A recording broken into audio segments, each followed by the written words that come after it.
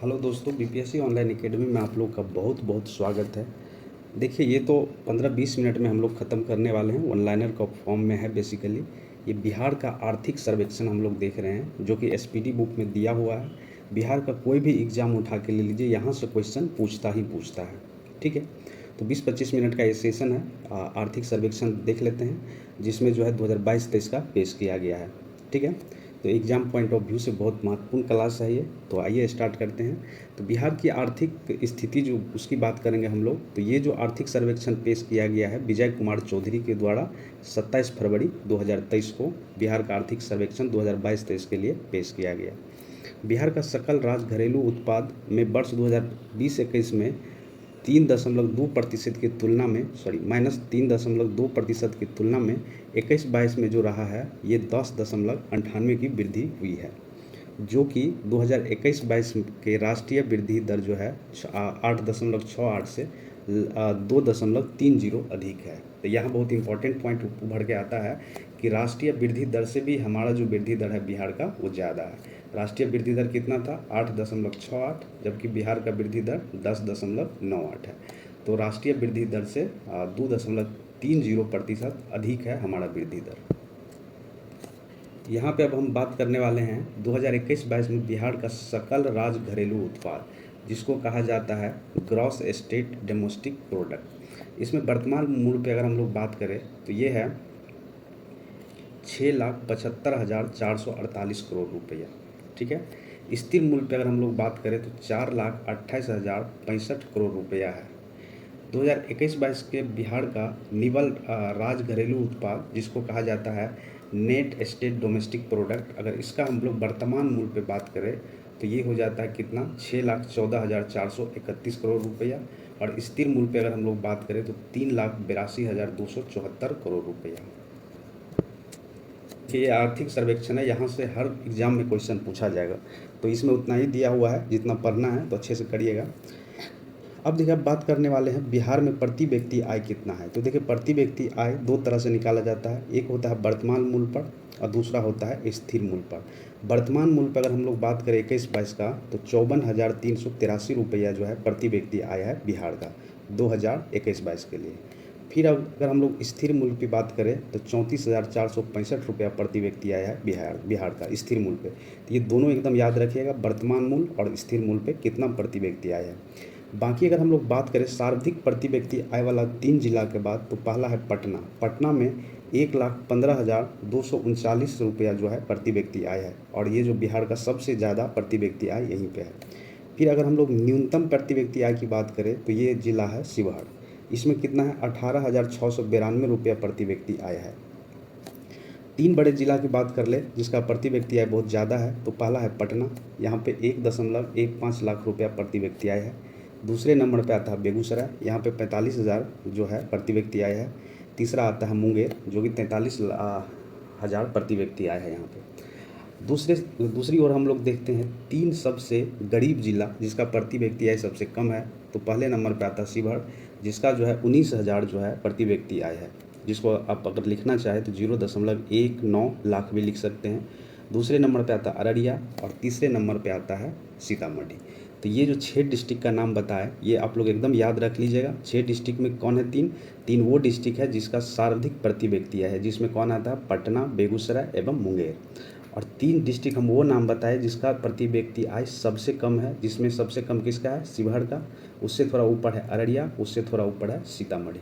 ठीक है,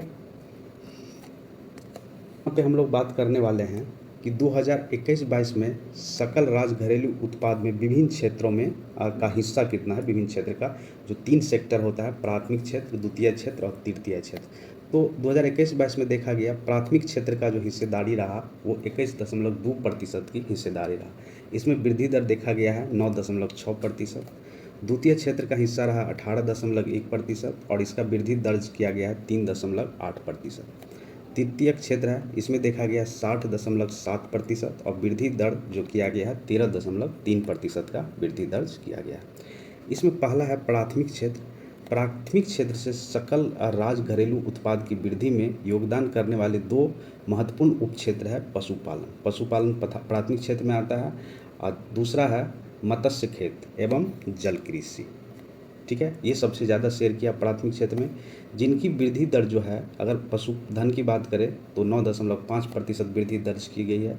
और उसके बाद मत्स्यकोट की बात करें तो ये 6.7% की वृद्धि दर्ज की गई है इसमें। हालांकि खनन एवं उत्पादन में अगर बात करें तो 9.0% की वृद्धि दर्ज हुई है इसमें। ठीक है,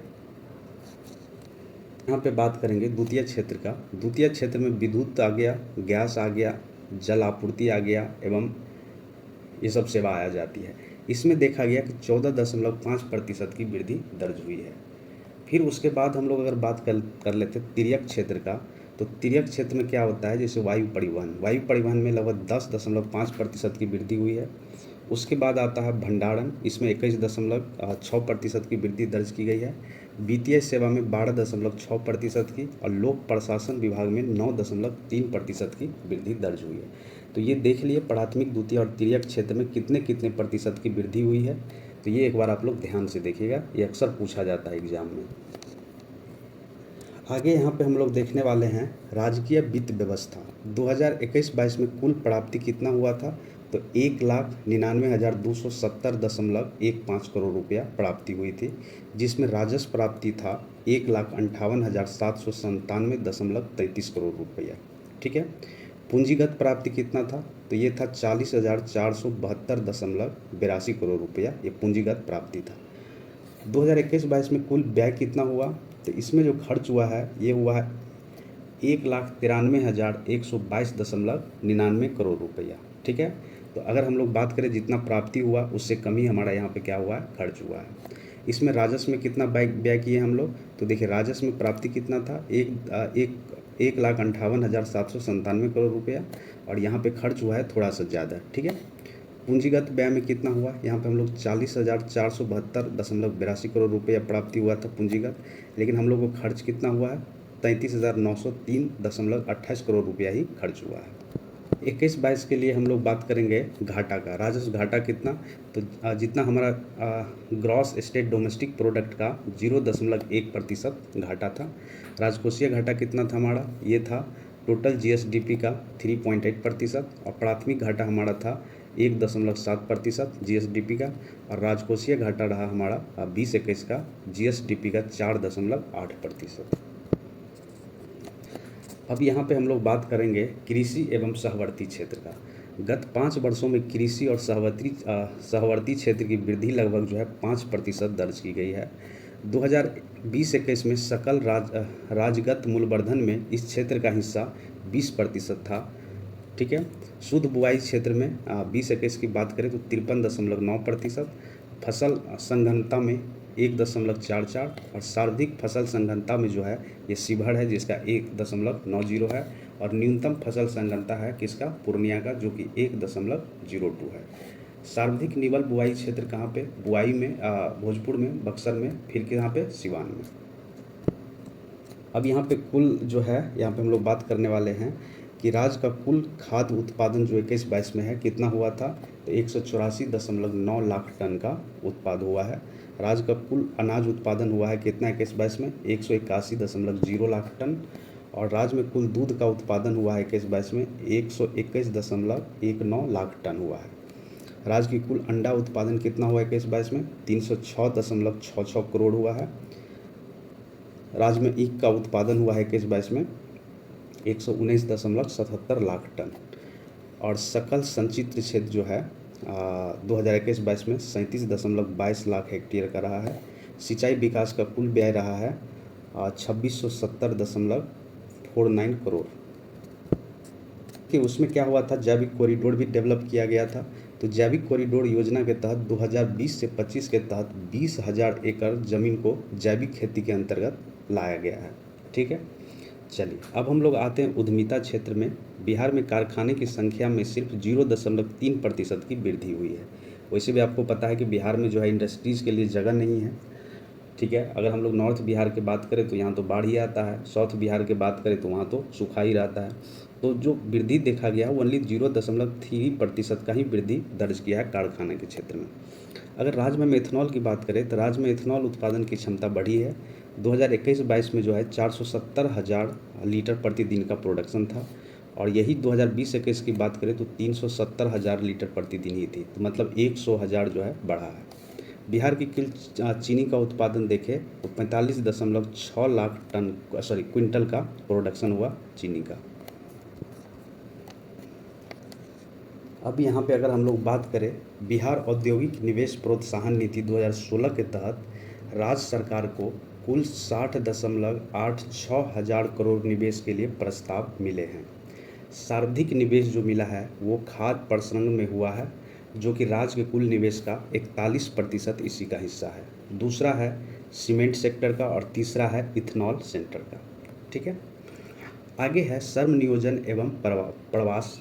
इसमें है ग्रामीण विकास में पुरुष श्रमिक जनसंख्या का अनुपात जो है वो 68.8% था, जबकि संपूर्ण भारत का कितना था 77.9%। वही शहरी बिहार के मामले में पुरुष संपूर्ण भारत के 75.6% की तुलना में 64.6% ही था। तो बात कर ले कि बिहार के पुरुष श्रमिकों की औसत दैनिक कमाई जो 338 रुपया और महिलाओं श्रमिक की औसत दैनिक कमाई जो है 244 रुपया है, जिसमें दोनों के बीच 28% का लैंगिक अंतराल है। संपूर्ण भारत में अंतराल देखा गया है कितना 36%। इस मामले में भी बिहार जो है सही है। जीविका ग्रामीण युवाओं को 61 स्वीकृति कार्यों के लिए रोजगार प्रशिक्षण संस्थाओं को सहयोग देने के लिए नोडल अभिकरण है। कुल 2.54 लाख प्रशिक्षित हुए हैं, जिसमें 1.82 लाख नियोजित हो चुके हैं। ठीक है, 2.5 लाख लोगों को प्रशिक्षित किया गया है, जिसमें से 1.82 लोगों को नौकरी मिल गई है। हम लोग बात करें भौतिक संरचना की अधिसंरचना की, तो इसमें है 21-22 में परिवहन एवं संचार क्षेत्र में सर्वाधिक 20.4% की वृद्धि दर्ज की गई है बिहार में। ठीक है, बिहार में कुल पथ घनत्व जो है वो है कितना, वो है 3166.9 किलोमीटर प्रति 1000 वर्ग किलोमीटर पर।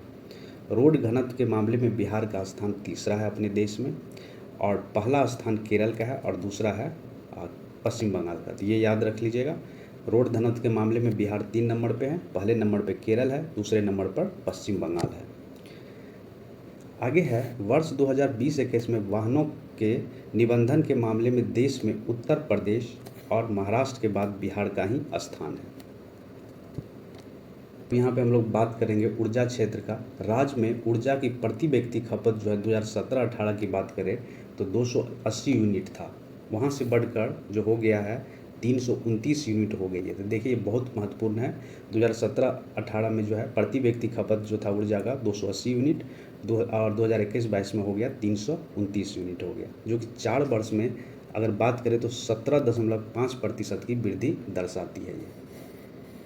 आगे है राज्य में बिजली की उपलब्धता क्षमता जो है 2020-21 की अगर हम लोग बात करें 6422 मेगावाट थी। ठीक है, वही अगर 21-22 की अगर हम लोग बात करें तो 21.2% की बढ़त बनाकर 7785 मेगावाट हो गई है। ठीक है, तो 2020-21 के अगर कंपेयर में बात करें तो 21.2% की वृद्धि हुई है। बिजली की बढ़ी मांग पूरी करने के लिए राज्य सरकार की 2024-25 तक विभिन्न स्रोतों से चरणबद्ध ढंग से 5851 मेगावाट अतिरिक्त क्षमता जोड़ने की योजना भी बनाई है। आगे हम लोग बात करने वाले ग्रामीण विकास की। तो बिहार ग्रामीण आजीविका प्रोत्साहन समिति आजीविका के तहत सितंबर 2022 तक 10.35 लाख स्वयं सहायता समूह बने थे। मनरेगा के तहत रोजगार उपलब्ध कराए गए परिवारों की संख्या 2017-18 में जो है 22.5 लाख थी, जो कि बढ़कर 21-22 में कितना हो गया 48 लाख हो गया। ठीक है, लगभग दुगना हो गया है। रोजगार सृजन काफ़ी बड़ा है और 817.2 लाख प्रति व्यक्ति दिवस से 2021-22 में 1811 लाख प्रति दिवस पहुंच गया है। आगे मुख्यमंत्री पेयजल योजना के लिए 4290 पंचायत को चुना गया है। नेक्स्ट है, यहाँ पे हम लोग बात करेंगे जन वितरण प्रणाली के तहत 2021-22 में कुल जो है 5474.9 हजार टन खाद्यान्नों का आवंटन हुआ, जिसमें 2208.2 टन गेहूं और 3266.7 टन चावल था। सात निश्चय टू के तहत हर वार्ड में 10 सोलर स्ट्रीट लगाए जाएंगे।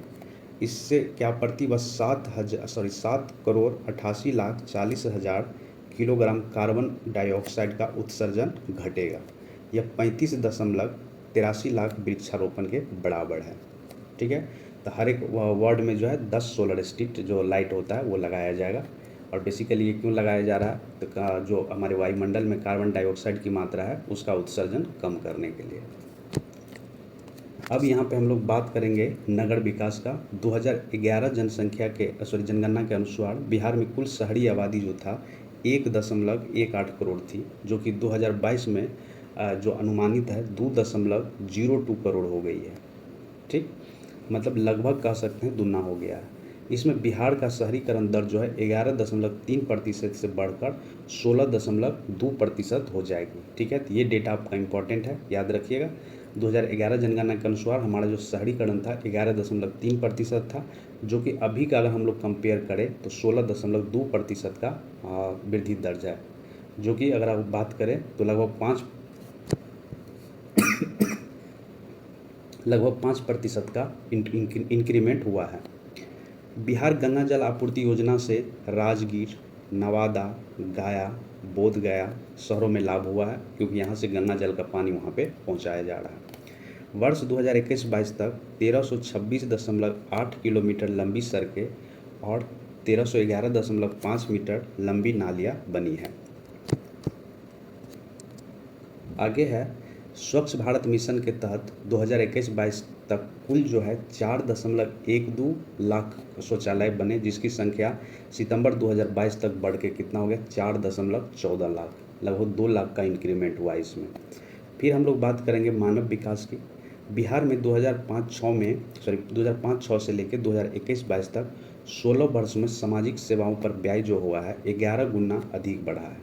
वही स्वास्थ्य पर लगभग 11 गुना और शिक्षा पे लगभग जो खर्च हुआ है 8 गुना अधिक बढ़ा है। तो याद रखिएगा, सामाजिक सेवाओं पे 11 गुना अधिक बढ़ा है और स्वास्थ्य पर 11 गुना और शिक्षा पे हुआ है 8 गुना अधिक खर्चा। हम लोग कंपेयर करें अगर 2005-06 से तब।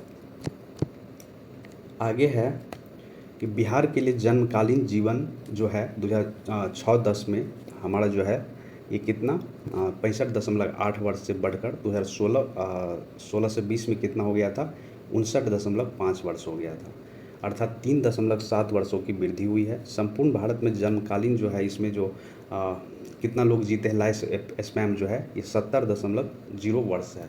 तो हम लोग राष्ट्रीय का जन्मकालीन से अगर बात करें तो उससे क्या है थोड़ा सा कम है।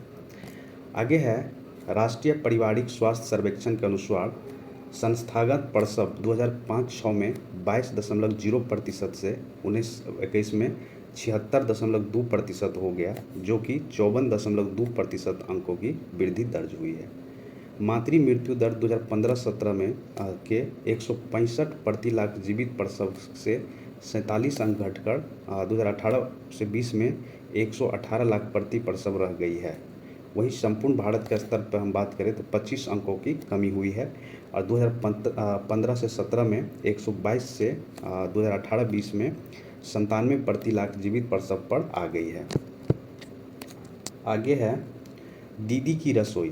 दीदी की रसोई कुल मिलाकर 75 स्थानों पर चल रही है, जिसमें 700 से अधिक स्वयं सहायता समूह को रोजगार मिला है। ये हम लोग बात करने वाले हैं बाल विकास के बारे में। तो बिहार में 48% आबादी जो है 0 से 18 वर्ष उम्र वाले समूह के बच्चों की है। बिहार की कुल आबादी में किशोर किशोरियों की हिस्सा जो है 22.5% है। मतलब अगर बात करें किशोर किशोरियों की आबादी कितना है बिहार में तो 22.5% है कुल जनसंख्या का।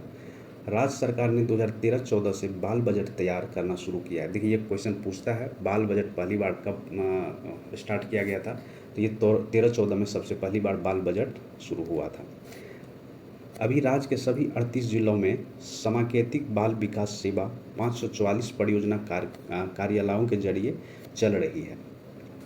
आगे है सकल राज्य घरेलू उत्पाद में बच्चों पर सार्वजनिक व्यय का हिस्सा जो है 2016-17 में 4% से बढ़कर 2020-21 में जो है ये 5.3% हो गया।